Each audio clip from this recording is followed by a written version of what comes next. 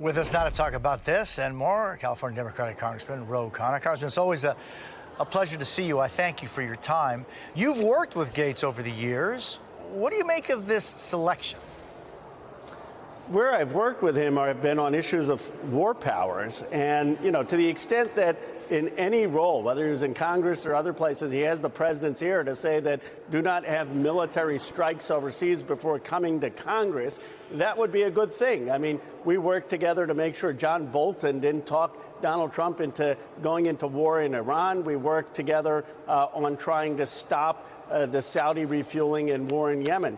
In terms of this role, I mean, he's got to answer questions and have a hearing. Is he going to ensure that there's not going to be the politicization in any way of the Justice Department? Does he still stand for legalization of marijuana? And is that a policy that he would advocate? Does he stand for criminal justice reform? What is he going to do to make sure that there is not military intervention overseas without congressional authorization? I think those are the questions that should come up in a hearing. Congressman Gaetz has been under investigation by the House Ethics Committee. As a matter of fact, Senator Cornyn just a couple of minutes ago said that he would want to see that investigations report as a process of, going forward with either accepting or not accepting Gaetz in his role. But with Gaetz resigning, that investigation essentially goes away. Do you think that investigators should release that report? I do. I mean, I think everything should be transparent. That's our democracy. And, Matt Gaetz is certainly capable of defending himself, but I don't see why he would be opposed to transparency. That's sort of been part of the whole ethos of new members of Congress, that we want transparency. You also sit on the Armed Services Committee. What do you make of President-elect Trump's choice of Pete Hegseth to be the next defense secretary? Again, I don't know him. I've seen him on Fox News. I've never seen him testify in front of the committee. President's picks are entitled, though, to going through hearings and then having to make the case. And what I'd want to know from him is he committed to making sure women can serve with equality in the military armed forces? There have been certain comments about his role, about the contributions of minorities in the armed services. Where does he stand on that? What is he going to do to modernize our military so we have the best fighting force in the 21st century?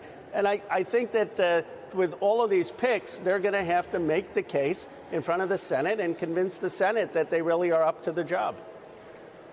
President-elect Trump has also picked former Hawaii Democratic Congresswoman and military veteran Tulsi Gabbard to be his director of national intelligence. While she was in Congress, she secretly met with Syrian dictator Bashar al-Assad. She also blamed the U.S. and NATO for Russia's invasion of Ukraine. What do you think of that choice?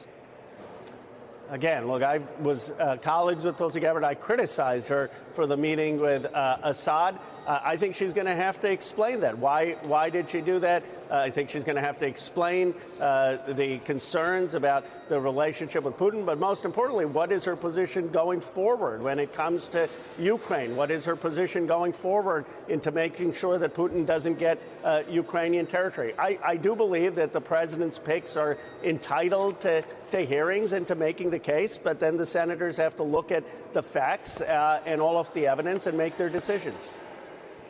Hey, Congressman, on a needle 0 to 10, 10 being just absolute warning of apocalypse, where do you stand on these picks in general? Look, I'd be surprised if all of them go through. That never happens with any president.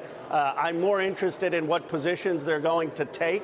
But their picks are concerning. The ones that are most concerning to me, some are Tom Homan and Stephen Miller, who are talking about having raids at employers and in workplaces where you could just show up to work and have people asking for your papers and your documents. And if we're really going to have mass raids across businesses in this country, that is a scary thought.